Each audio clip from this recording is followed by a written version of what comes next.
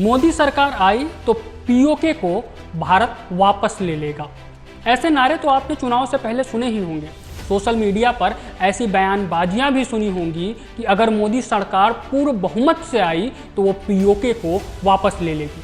लेकिन यहाँ सवाल ये खड़ा होता है कि क्या वास्तव में ऐसा कर पाना संभव है या ये बातें केवल जुमलों की तरह ही इस्तेमाल की जा रही हैं। इसे समझने के लिए आप हमारी ये रिपोर्ट देखिए। क्या अगर एनडीए लोकसभा चुनाव में 400 सीटें जीतता तो पीओके वापस ले लेता भारत? पीओके के साथ अक्साई चीन भारत का अभिन्न हिस्सा बन जाता।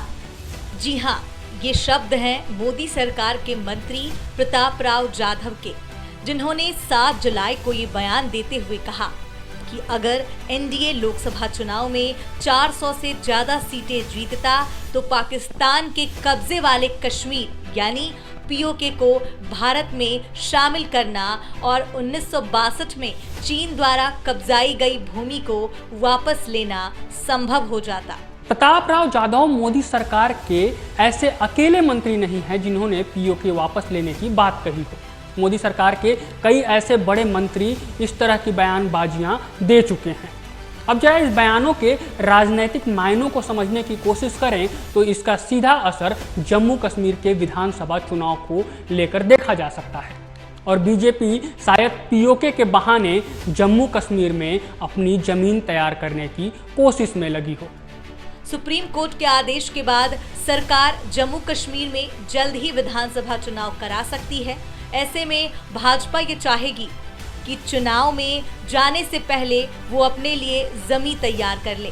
बीजेपी को ये बात भली भांति पता है कि पीओके का मुद्दा वहां के आम लोगों के सेंटिमेंट्स का मुद्दा है, जिसे वो भुनाने की कोशिश करेंगे।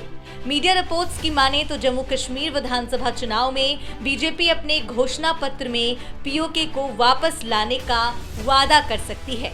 पिछले कुछ दिनों में मोदी सरकार के 4 अन्य दिग्गज मंत्री भी पीओके को लेकर आक्रामक बयान दे चुके हैं।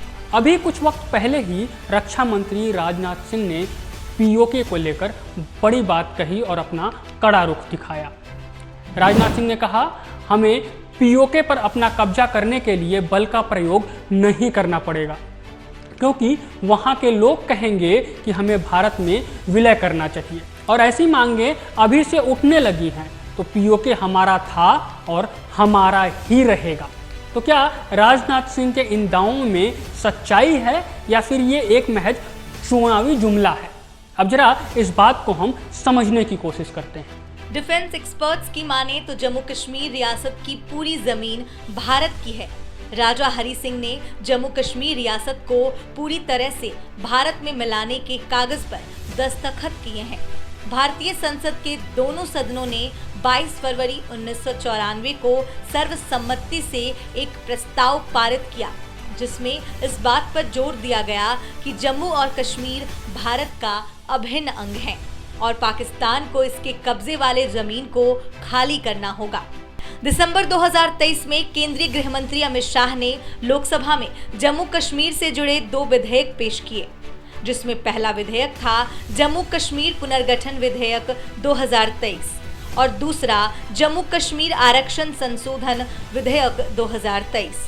दोनों सदनों से पास होकर ये विधेयक अब कानून बन गए हैं। उन्होंने इन विधेयक को पेश करते हुए क्या कुछ कहा, सुनिए।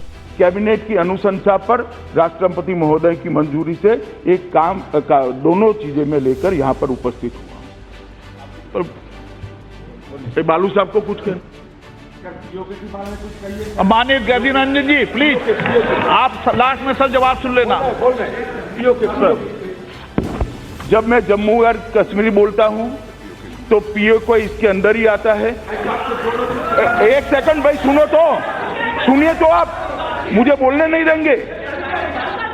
आप मैं स्पष्ट करता हूं। माननीय मंत्री जी प्लीज, मैं जब जम्मू एंड कश्मीर बोलता हूं, माननीय सदस्य, इसलिए एग्रेसिव हूं कि जम्मू एंड कश्मीर के पीओके को आप भारत का हिस्सा नहीं मानते हो क्या?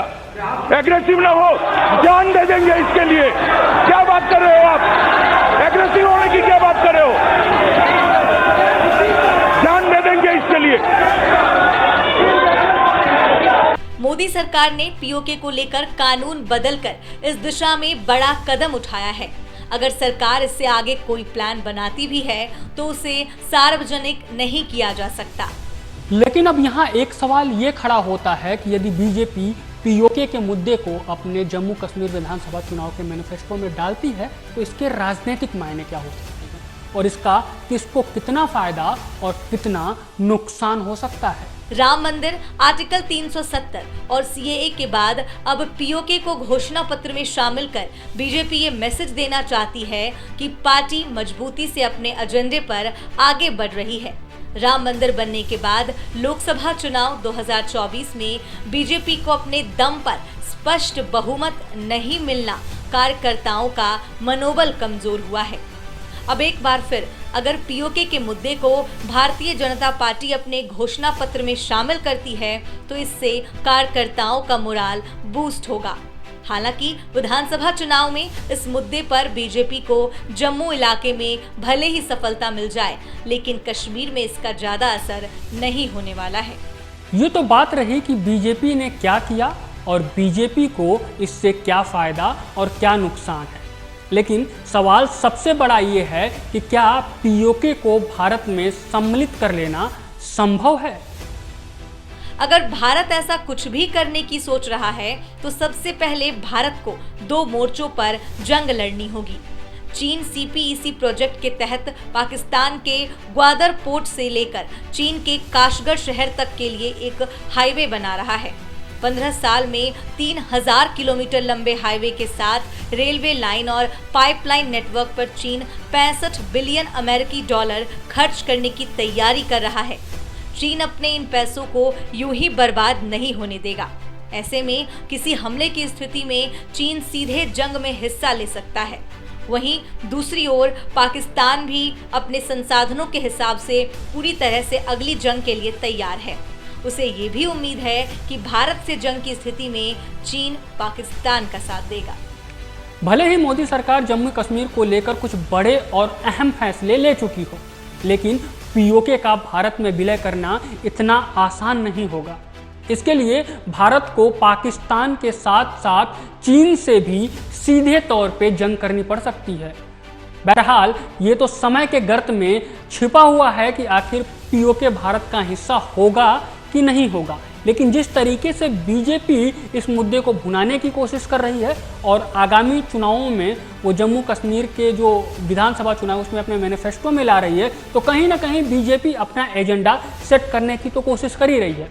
लेकिन इन तमाम राजनीतिक उठापटक के बीच एक सवाल जो हम आपके ऊपर छोड़ के जाते हैं कि आप बताइए कमेंट बॉक्स में कमेंट करके कि क्या वास्तव में ऐसा संभव है कि पीओके को भारत में सम्मिलित कर लिया जाए। अगर ऐसा संभव है और आप ऐसा समझते हैं तो आप कमेंट बॉक्स में कमेंट करके हमें ज़रूर बताइएगा। साथ में यदि आप इस वीडियो को देख रहे हैं तो ज़्यादा से ज़्यादा शेयर करिएगा और चैनल पे अगर नए हैं तो चैनल को सब्सक्राइब करना ना भूलिएगा।